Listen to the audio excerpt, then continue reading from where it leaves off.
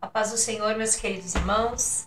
Aqui quem vos fala é Juliana Valesco e hoje nós vamos fazer uma meditação sobre a Palavra de Deus. Eu espero que vocês estejam todos muito bem e agradeço a sua presença no nosso canal, Ministério JW, Ministério Juliana e Valesco, que é o meu esposo, ok? Que está sempre aí trabalhando, ele que organiza toda a parte tecnológica, tendo em vista a ampla dificuldade que eu tenho em fazer isso.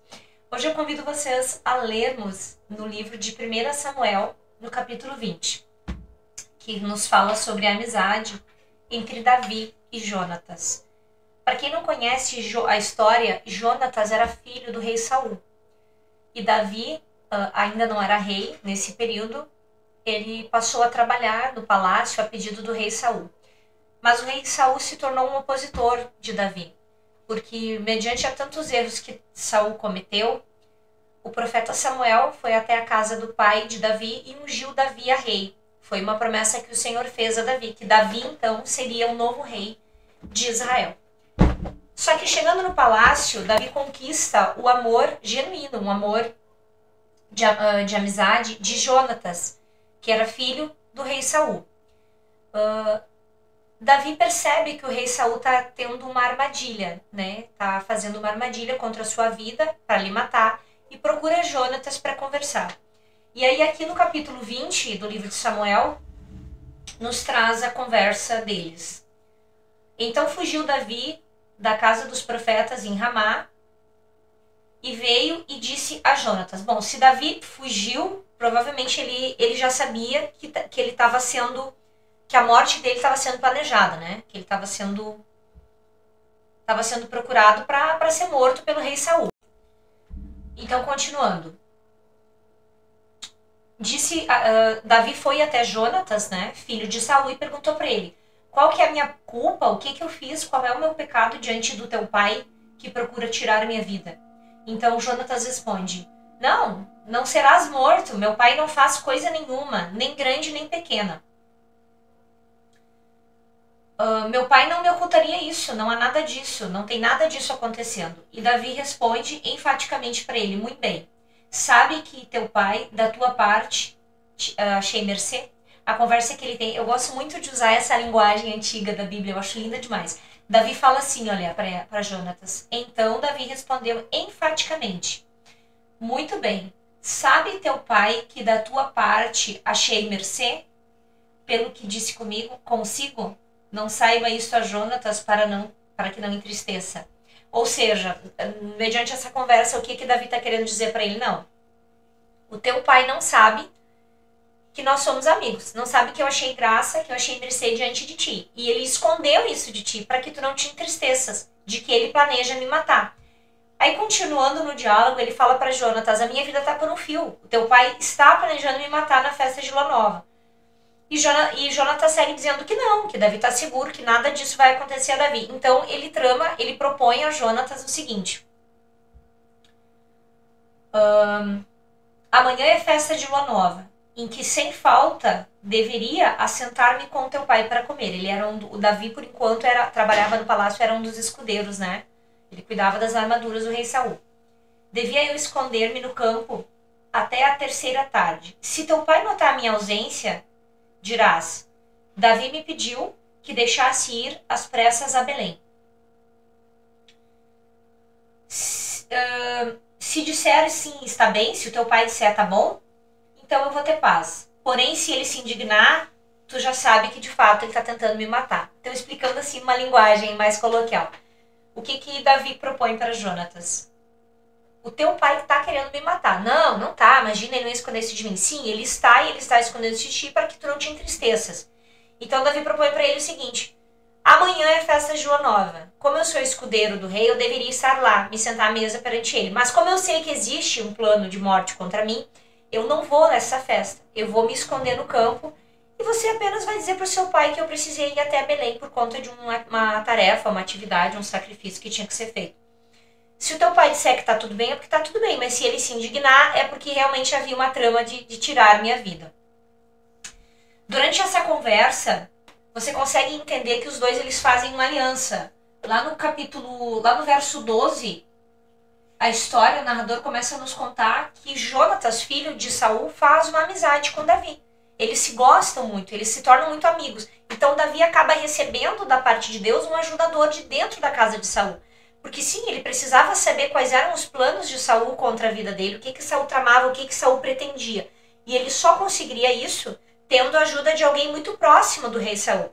Não seria de qualquer pessoa. E o Senhor deu para ele nada mais, nada menos do que um filho. Davi foi até Jonatas, né, filho de Saul, e perguntou para ele: qual que é a minha culpa? O que eu fiz? Qual é o meu pecado diante do teu pai que procura tirar minha vida? Então Jonatas responde: não serás morto. Meu pai não faz coisa nenhuma, nem grande nem pequena. Meu pai não me ocultaria isso, não há nada disso, não tem nada disso acontecendo. E Davi responde enfaticamente para ele: muito bem, sabe que teu pai, da tua parte, achei mercê? A conversa que ele tem, eu gosto muito de usar essa linguagem antiga da Bíblia, eu acho linda demais. Davi fala assim, olha, para Jonatas: então Davi respondeu enfaticamente: muito bem, sabe teu pai que da tua parte achei mercê? Pelo que disse consigo? Não saiba isto a Jonatas para que não entristeça. Ou seja, mediante essa conversa, o que Davi está querendo dizer para ele? Não, o teu pai não sabe que nós somos amigos, não sabe que eu achei graça, que eu achei mercê diante de ti. E ele escondeu isso de ti para que tu não te entristeças, de que ele planeja me matar. Aí, continuando no diálogo, ele fala para Jonatas: a minha vida está por um fio, o teu pai está planejando me matar na festa de Lua Nova. E Jonatas segue dizendo que não, que Davi está seguro, que nada disso vai acontecer a Davi. Então ele propõe a Jonatas o seguinte: amanhã é festa de Lua Nova, em que sem falta deveria assentar-me com teu pai para comer. O Davi, por enquanto, trabalhava no palácio, era um dos escudeiros, né? Ele cuidava das armaduras do rei Saul. Devia eu esconder-me no campo até a terceira tarde. Se teu pai notar a minha ausência, dirás: Davi me pediu que deixasse ir às pressas a Belém. Se disser sim, está bem, se o teu pai disser tá bom, então eu vou ter paz. Porém, se ele se indignar, tu já sabe que de fato ele está tentando me matar. Então, explicando assim uma linguagem mais coloquial. O que Davi propõe para Jonatas? O teu pai está querendo me matar. Não tá. Imagina, ele não esconder-se de mim. Sim, ele está escondendo-se de ti para que tu não te entristeças. Então, Davi propõe para ele o seguinte: amanhã é festa de Lua Nova. Como eu sou escudeiro do rei, eu deveria estar lá, me sentar à mesa perante ele. Mas como eu sei que existe um plano de morte contra mim, eu não vou nessa festa. Eu vou me esconder no campo e você apenas vai dizer para o seu pai que eu precisei ir até Belém por conta de uma tarefa, uma atividade, um sacrifício que tinha que ser feito. Se o teu pai disser que tá tudo bem, é porque tá tudo bem. Mas se ele se indignar, é porque realmente havia uma trama de tirar minha vida. Durante essa conversa, você consegue entender que os dois eles fazem uma aliança. Lá no verso 12, a história, o narrador começa a nos contar que Jonatas, filho de Saul, faz uma amizade com Davi. Eles se gostam muito, eles se tornam muito amigos. Então Davi acaba recebendo da parte de Deus um ajudador de dentro da casa de Saul. Porque sim, ele precisava saber quais eram os planos de Saul contra a vida dele, o que Saul tramava, o que Saul pretendia. E ele só conseguiria isso tendo a ajuda de alguém muito próximo do rei Saul. Não seria de qualquer pessoa. E o Senhor deu para ele nada mais, nada menos do que um filho. Havia essa necessidade de Davi saber tudo o que acontecia, quais eram os planos de Saul contra ele. E Deus deu a Davi nada mais, nada menos que o filho de Saul. Para quem não sabe, Jonatas seria o herdeiro do trono de Saul. Se Saul morresse, Jonatas seria o rei. Então, assim, um grande interessado em que o reino de Saul se sucedesse. Mas mesmo assim, Jonatas, ele tem senso crítico. E ele consegue ver o quanto o pai está agindo contra a vontade de Deus. E o quanto ele está sendo injusto para com Davi. Ao longo da história, irmãos, eu não preciso ler tudo aqui, porque senão não vai dar tempo, né? Vai ficar enorme, mas assim, você consegue ver a ira. Quando Saul percebe que Jonatas está ajudando Davi, é muito difícil um filho esconder isso de um pai. Ele se ira contra Jonatas. E ele até mesmo atenta contra Jonatas, né? Então, assim, tamanha era a indignação de Saul, a inveja e o ódio de Saul contra Davi. Mas Davi não retribuiu na mesma moeda. Davi, inclusive, poupou por muitas vezes a vida de Saul. E se você ler toda a história, você vai entender que no final... então, ao longo da história, você consegue perceber que não foi Davi quem matou Saul. Davi, ele não suja as mãos dele contra o rei de Israel? Porque ele tem temor, porque ele pensa, não, ele é um ungido de Deus, ele foi rei de Israel, ele não deixou esse mau exemplo à nação, né? E Davi, ao longo do seu reinado, sofre muitos atentados, o próprio filho se levanta contra ele, mas Deus poupa a vida dele. Agora a gente está falando de Davi. E Davi acaba morrendo velho, em paz, enfim, dentro da sua casa, e dando um grande exemplo ao povo, né? De não irar-se, não se revoltar contra o rei de Israel, que nesse caso era Saul.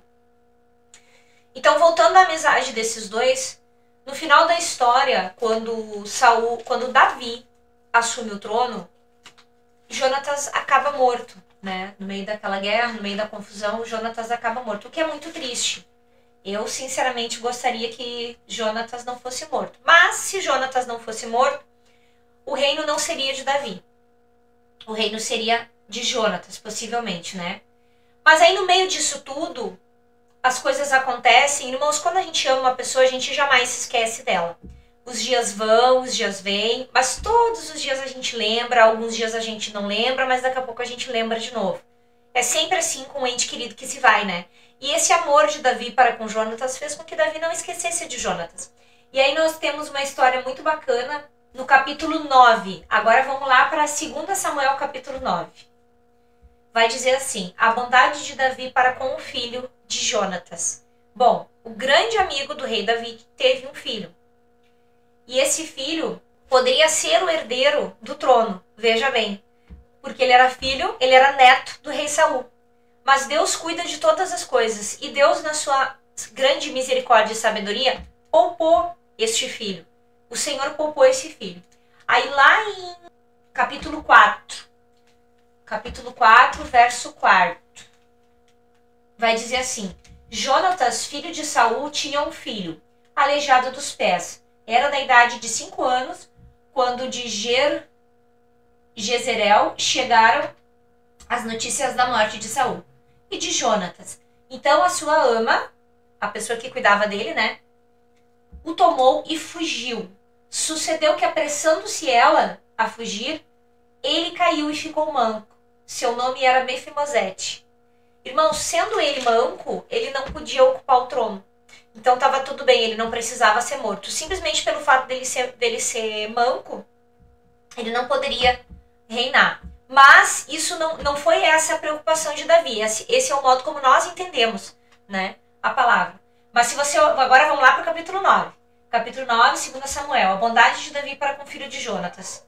E aí, num desses momentos em que que a gente sente falta das pessoas que nós amamos, Davi se lembra de Jonatas, né? Aí eu vejo aqui um Davi melancólico. Eu vejo um Davi inconformado com a falta do amigo. Porque a gente fica assim, quando a gente tem saudades do ente querido. Quando eu sinto saudade da minha mãe, eu escuto o zino que ela ouvia quando eu era criança. Um zino antigo, velho. Aí as pessoas chegam lá na loja e me perguntam, no meu comércio, me perguntam: nossa, mas não tinha um louvor mais atual pra tu escutar? Mas é que a minha mãe escutava isso, eu gosto, me lembra dela. Então, a minha mãe já é falecida, tenho muitas saudades dela. Ninguém conversava como a minha mãe. Quem me conhece acha que eu falo muito se não conheceu minha mãe. Minha mãe conversava o tempo todo. Eu não sei de onde que a gente tinha tanto assunto. Eu sinto muitas saudades dela. E aqui eu vejo um Davi melancólico, né? Pensando em Jonatas. E aí, do nada, ele diz: resta ainda, porventura, alguém da casa de Saul para que eu use de bondade para com ele, por amor de Jonatas? Havia um servo na casa de Saul cujo nome era Ziba. Chamando-no que viesse a Davi, perguntou-lhe ao rei: o que eu vejo aqui? Intimidade. Esse servo, ele era da casa de Saul. Portanto, ele tinha intimidade, ele conhecia os problemas e os detalhes de toda a família de Saul. Sabe o que eu aprendo aqui, irmão? Muito cuidado. Esse servo não era ruim, mas assim, ó, muito cuidado, porque às vezes a gente permite que pessoas frequentem a nossa casa. E quando uma pessoa frequenta a nossa casa, a gente dá intimidade para ela, ela vai saber tudo o que se passa dentro da nossa casa. Ela sabe tudo o que acontece na nossa vida. Então, quando Davi precisa saber a respeito se existe algum parente, alguém da casa de Saul que ele possa honrar por amor a Jonatas, quem ele chama? O servo que viveu dentro da casa, que sabia tudo o que acontecia lá dentro. És tu, Ziba? Eu mesmo, senhor, disse-lhe ao rei. Aí diz Davi a ele, né? Não há alguém da casa de Saul para que eu possa usar de bondade para com Deus, com ele? Então Ziba respondeu a Davi: ao filho de Jonatas, aleijado de ambos os pés. E aí Davi pergunta: e onde ele está? Ziba respondeu: está na casa de Marquir, filho de Anã e Lodebar. O que eu aprendo aqui? O escravo sabia sabia quem era Mefimosete, sabia de toda a história e sabia onde ele estava. Então Davi mandou trazê-lo de Lodebar, da casa de Marquir, filho de Amiel. O que eu entendo, irmãos? Lodebar era um lugar de esquecimento, era uma terra de muita dor. E naquele tempo, onde o trabalho era totalmente braçal, não existia maquinário, não existia o que a gente tem, as facilidades que a gente tem hoje, trabalhos que exijam tanto do intelecto, né? Era muito mais braçal. Um homem aleijado das pernas, ele era considerado inválido, ele não servia para o exército, ele não servia para governar e ele não servia para trabalhar, para ganhar o seu sustento, né? Para ter um pão. Então, em Maquir, a casa de Maquir era um lugar que abrigava essas pessoas que tinham essas dificuldades. Então, era um lugar que vivia na dificuldade, na miséria mesmo, porque as pessoas que estavam ali, elas não tinham condições de ir para a lavoura, de plantar o seu alimento, de cultivar, né? Muito menos de guerrear. Então, Davi manda trazer Mefimosete, esse filho do seu amigo Jonatas. E aí Davi diz assim... Vindo Mefimosete, filho de Jonatas, filho de Saul, a Davi inclinou-se, prostrando-se com o rosto em terra. Olha só a humildade desse filho de Jonatas. O que eu entendo aqui? Talvez ele não tivesse muitas memórias, né? Ele tinha 5 anos quando isso aconteceu, quando Davi ocupa o trono e eles fogem, e quando o pai dele é morto. Mas talvez ele tivesse uma vaga lembrança da amizade do pai, que o pai dele tinha com Jonatas, e das boas atitudes do pai em relação a Davi. E o que ele faz aqui? Ele coloca-se com o rosto em terra e diz: eis aqui teu servo. Ele se coloca à disposição do rei Davi. Porque assim, sendo ele herdeiro neto do rei Saul, filho de Jonatas, ele também corria perigo, né? Se Davi quisesse matá-lo, teria um bom motivo. Mas, sendo ele coxo, pela lei, ele não poderia assumir o reino, assumir o trono. Mas Davi poderia ver nele um perigo e matá-lo.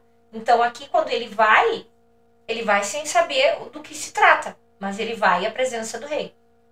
Então o que eu vejo? Ele não foge, ele é um homem valente. Apesar dele não ter muitas condições de se defender ao fio da espada, muito menos em resposta a um rei que tinha tanto poder, que tinha um exército, ele vai. E chegando lá, ele se coloca na condição de servo, porque é isso que ele é, na verdade, né? Ele se coloca com o rosto em terra, né, com o rosto no chão, e diz: eis aqui o teu servo. Então Davi diz: não temas. Ou seja, Davi percebe que ele está com medo, que havia ali uma tensão, medo de morrer, né? E Davi diz para ele: não temas. Usarei de bondade para contigo, por amor de Jonatas, teu pai.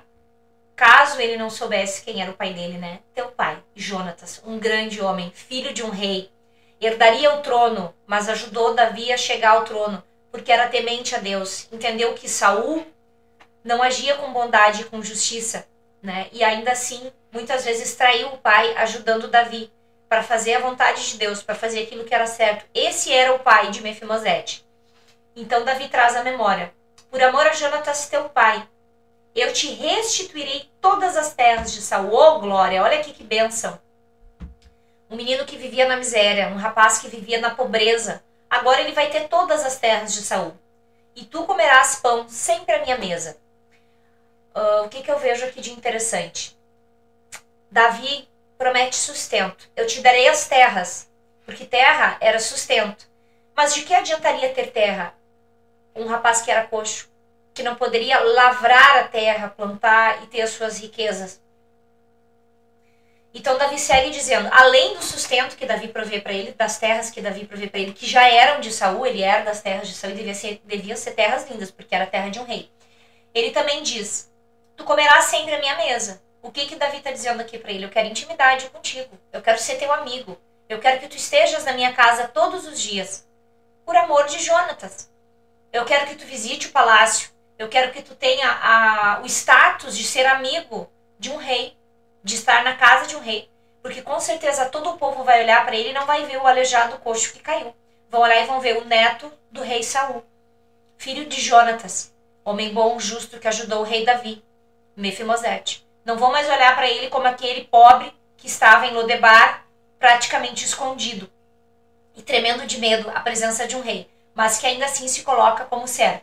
Agora ele vai ser visto como um amigo, alguém que come à mesa do rei e alguém muito abastado, um herdeiro de grandes riquezas, das riquezas de um rei que era o rei Saul, seu avô. Aí então ele, sem entender, ele pergunta: quem é teu servo para teres olhado para um cão morto, tal como eu? Meu Deus, esse jovem tinha realmente o coração arrasado.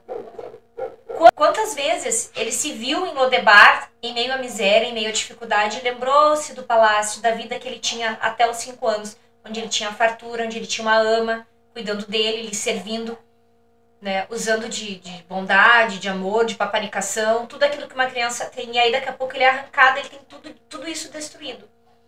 Né? Ele não tem a mãe, ele não tem o avô, ele não tem mais o pai, ele não tem a casa, ele não tem a ama, que certamente ele fosse apegado a essa ama, ele não tem mais nada.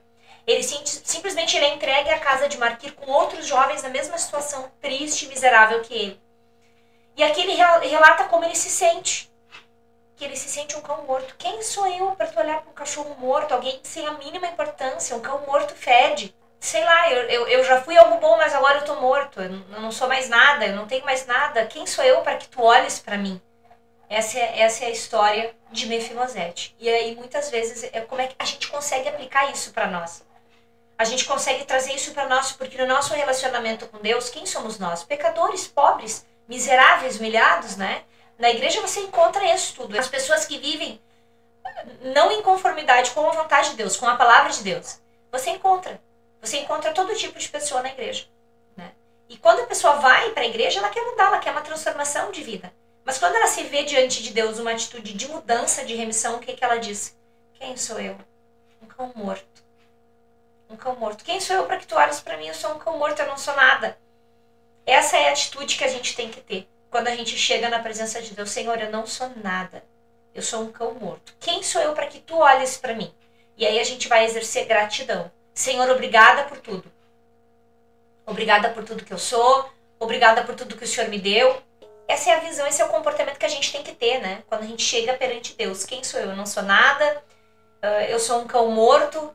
Eu vim ao mundo cheio de pecados. Eu tenho muitos pecados. Quem sou eu para estar diante de Deus?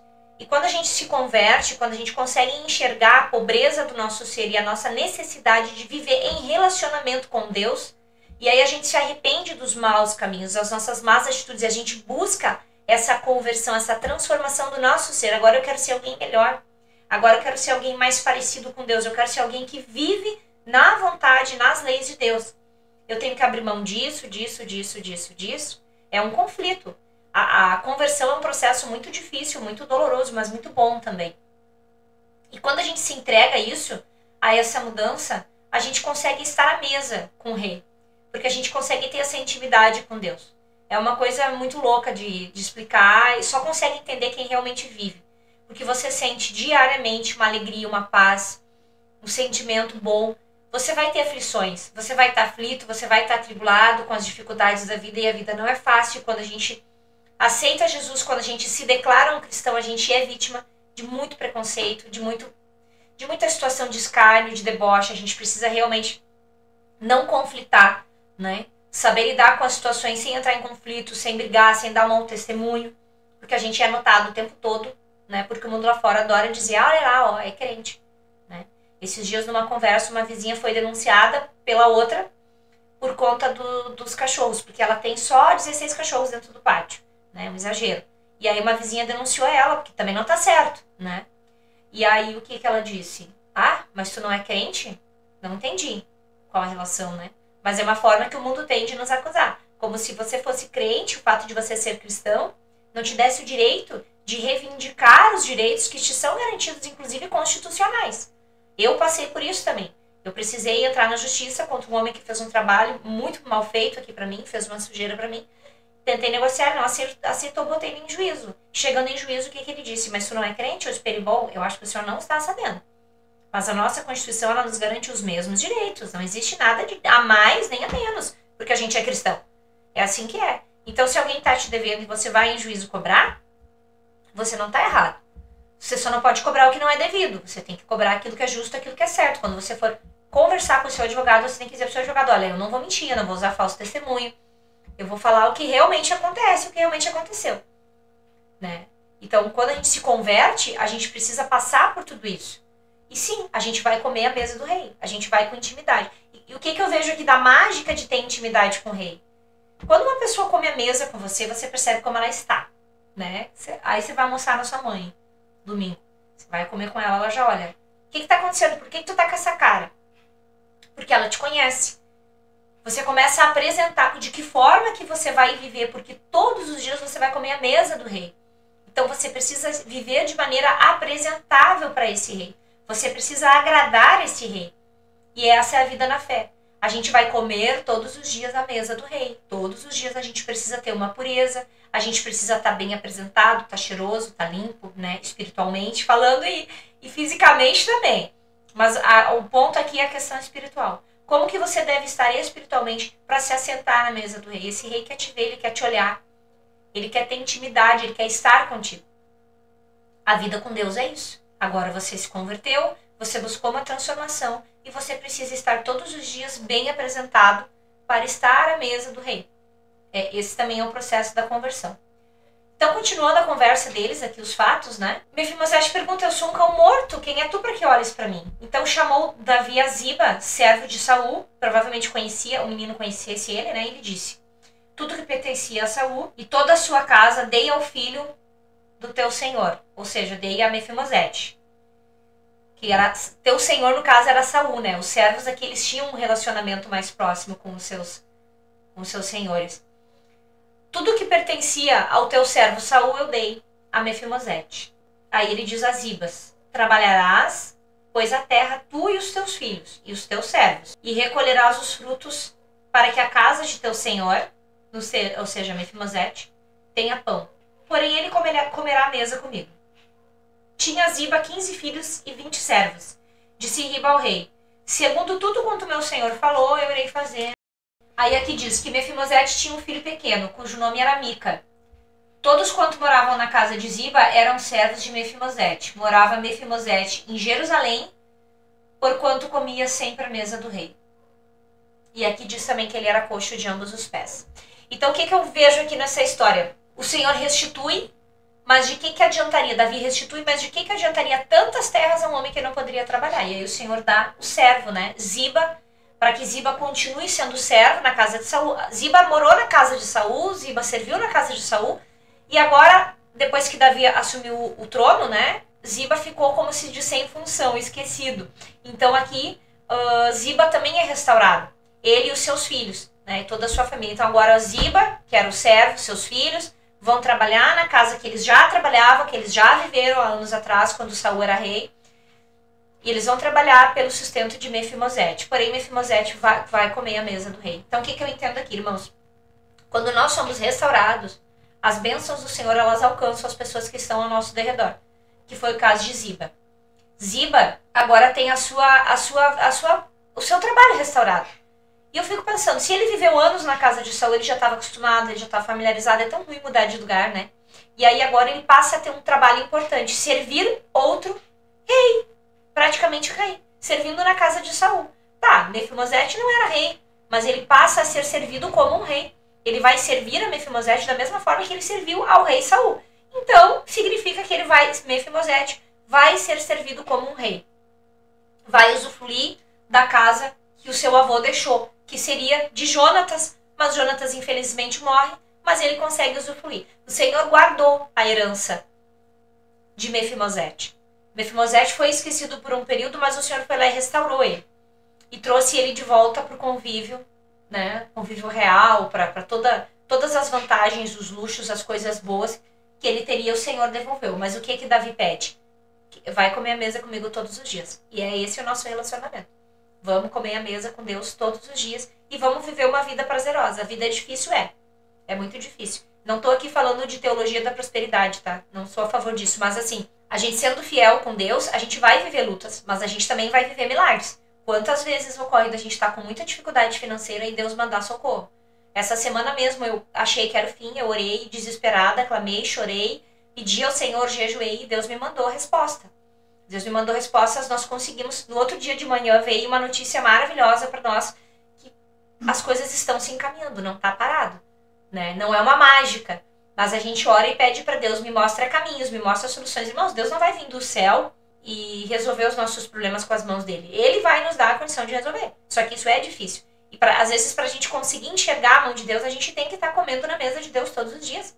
A gente tem que estar todo dia orando, buscando, jejuando, lendo a palavra, ouvindo louvores, exercendo a gratidão, sendo grato por tudo. Quer ver uma coisa que eu faço muito? Eu acho até que eu sou chata, sabe? Eu nado, faço natação, eu gosto demais de nadar. Então, quando eu tô nadando, eu agradeço a Deus. Porque por muitos anos eu queria fazer natação. Eu me lembro que eu fui ao médico devido a um problema de coluna. Ele disse pra mim, se tu não fizer natação agora, quando tu for mais velho, tu vai ter muito problema de coluna. E isso aconteceu. Eu tenho um problema bem sério, tenho muita dor na coluna, né? E aí, nadar me faz muito bem, alivia as dores, que eu tenho muita dor muscular, muita tensão por conta da fibromialgia. Alivia tudo.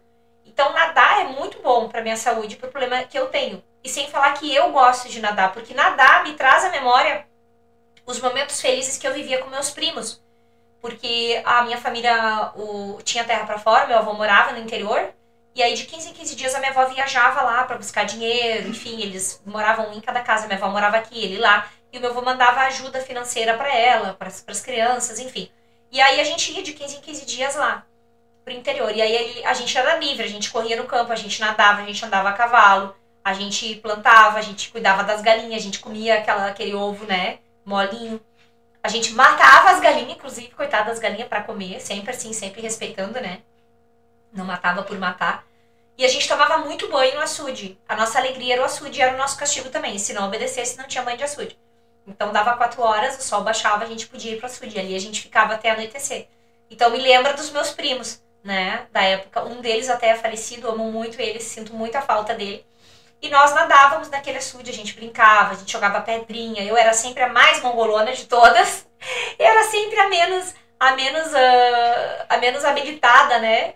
Para essas coisas. Eles eram mais brincalhões, assim, nesse sentido que eu. E nós éramos felizes. Então, quando eu nado, eu exerço a gratidão. Eu tô nadando, eu tô dizendo, ai, Jesus, obrigada por estar aqui nadando. É tão bom estar aqui, Senhor, obrigada. Eu precisei estar e não pude, mas agora eu posso. Gratidão. Obrigada, Deus. E aí me traz à memória, né, aqueles momentos tão agradáveis que eu tinha com os meus primos. Às vezes eu tô andando na rua e eu tô agradecendo, Senhor, obrigada. Eu posso ir caminhando pro trabalho. Tem pessoas que têm que pegar trânsito, enfrentar um inferno para ir trabalhar. Eu não. Eu tô aqui, eu tô andando, obrigada. Então é muito bom isso. A gente estar à mesa do rei também é isso, também é exercer gratidão.